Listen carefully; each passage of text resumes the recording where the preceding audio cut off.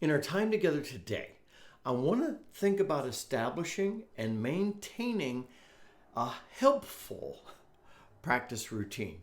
By helpful, I mean one that helps us become better musicians over time.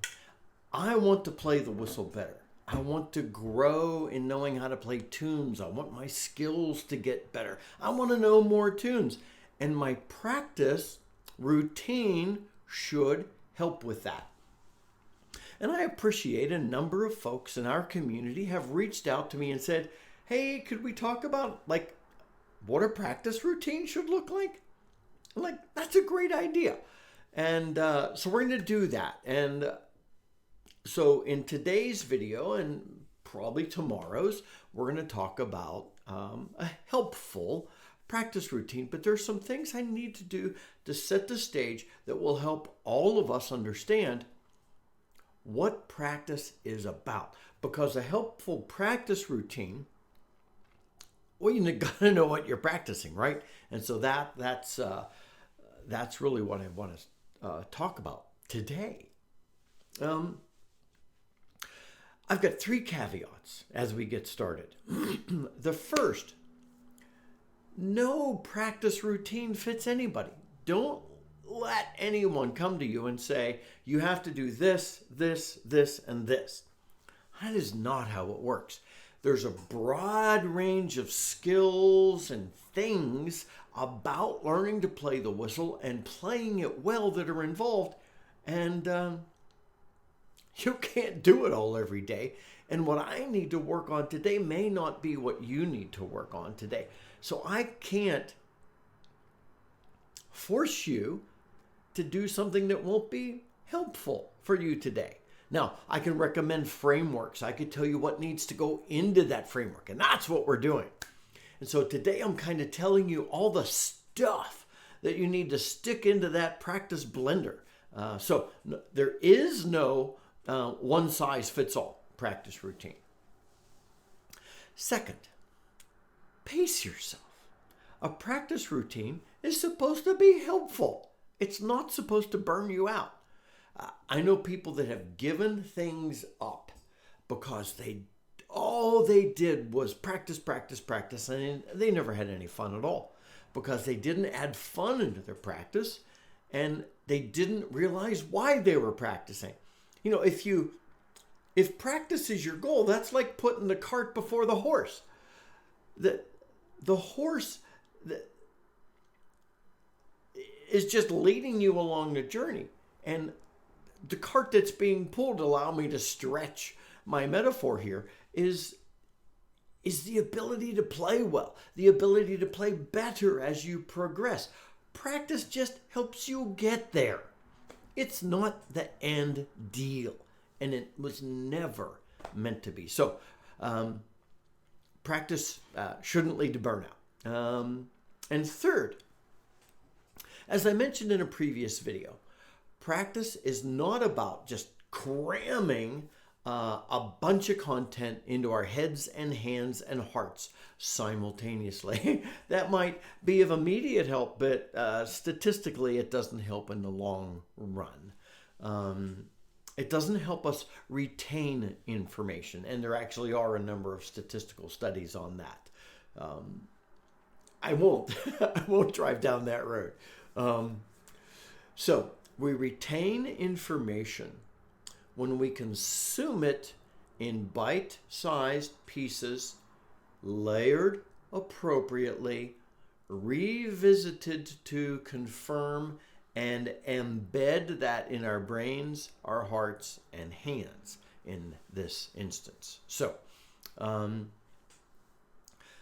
those 3 things, the caveats to get started. There is no one size fits all. Don't let it burn yourself out. And just layer it. So practice is supposed to be, I'm focusing on these few things today. And I'm spending enough time to focus on it. And then I'm moving on to just having fun with my whistle. So that means that growth takes time. That's the conclusion of those 3 caveats. Growth takes time. You don't get there quickly.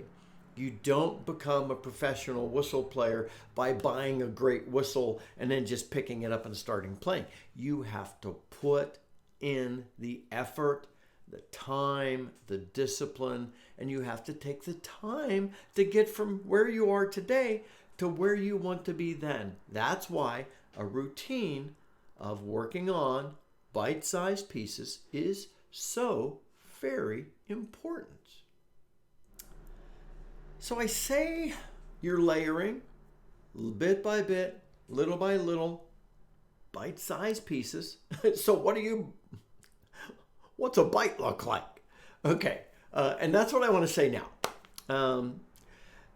There are 3 areas that we focus on in practice.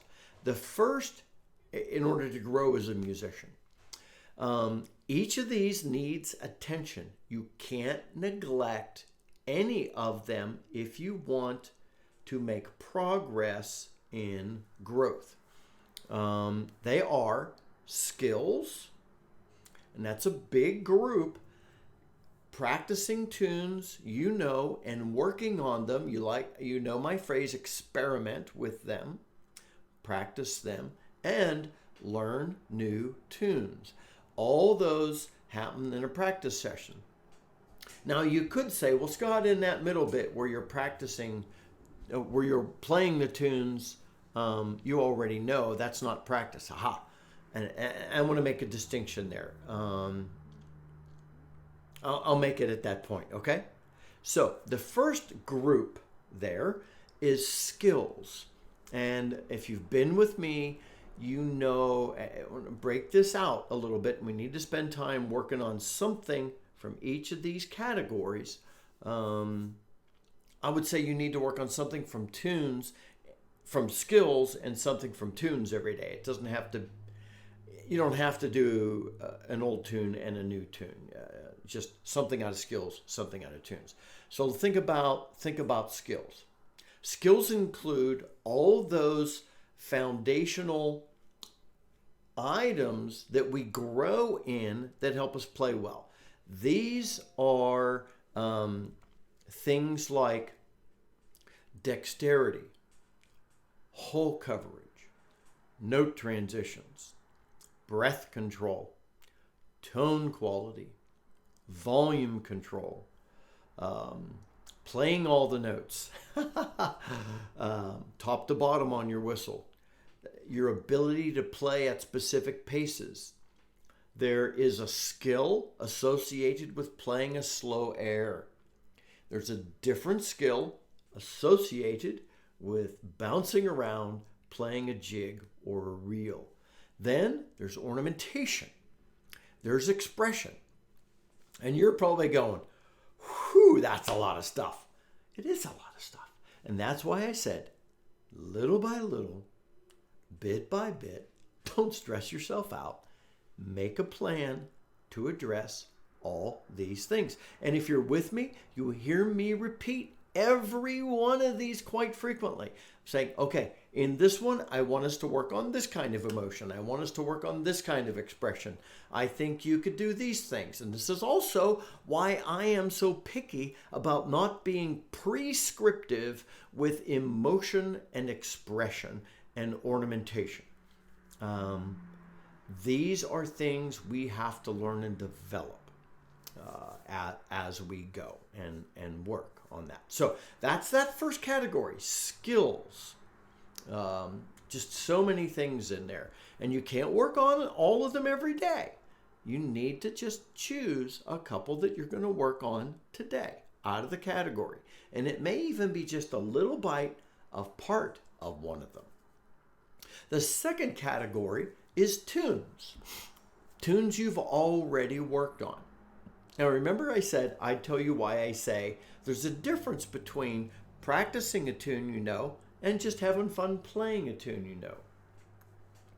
I will now and then, my whistles are in my study, I'll walk into the study, or I might sit on a porch or walk around the house or go outside and just start playing a tune and just mess around. I am not in the least concerned about learning a thing. I'm just playing.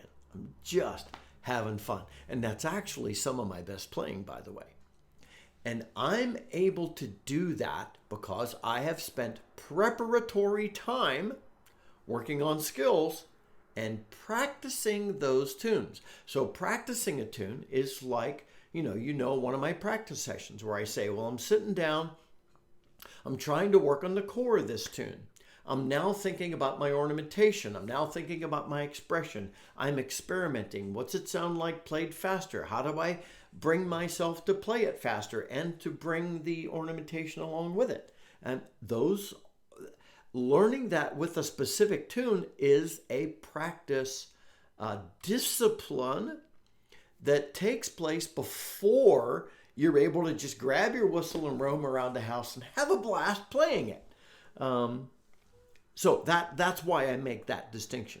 So you have tunes you know that you have to work on and grow in your ability to play that tune well. Now, there's a third category I mentioned, and that involves learning new tunes.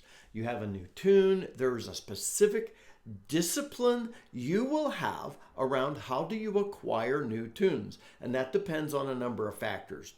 Do you use music in tabs? Do you use tabs? Do you use ABCs? Do you sit and listen to somebody and copy them? How do you acquire a tune? How do you get that tune into your hands and hearts? And I guarantee you it doesn't happen in a single day. It happens bit by bit, layer by layer, over a period of time.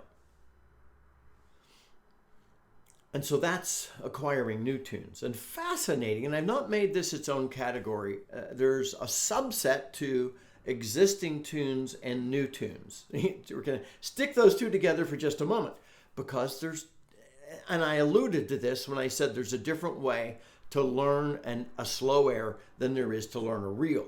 There's also a different way to get into the feel and rhythm of a polka, the feel and rhythm of a hornpipe, the feel and rhythm of a waltz, the free feel and rhythm. You get what I'm saying there? A different type of music, a different form, even of traditional music, requires you to work a little differently to acquire that. And so there's a discipline not only around acquiring a tune and practicing a tune, but acquiring and practicing that tune according to the style it is.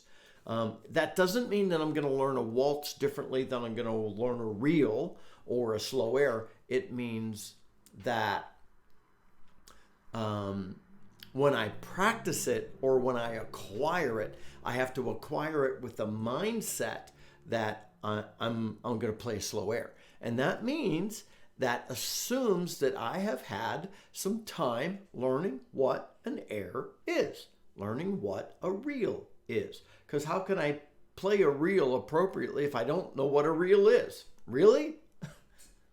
Sorry, that was a bad pun. All right, I'm not just a dad, I'm a granddad. Of course I have bad jokes. So, those three categories: skills, practicing tunes you know, and acquiring new tunes. So those are those three. So practice is how we develop and enhance and fine-tune our skills. We intentionally practice something each day. And I hope you intentionally have fun each day. Otherwise, if you're only ever practicing, your cart might be before your horse. And the horse that is taking you somewhere of practice, and you're sitting back there in the cart having a good time, you need to have a good time back in the cart. So practice and enjoy. Practice is simply enhancing and improving your skills. But I'm not going to dive further into this today. In the next video, I'm going to give, because I've set the stage for what we're looking at why we're looking at it. And in the next video, I'm going to get really more specific on what does a good practice routine look like. What are some recommendations? How do I not just parrot what somebody else is doing? How do I make my own practice routine? After all, practice should be helpful and not a burden. So, until next time, my friends, this is God's Shade. Happy whistling.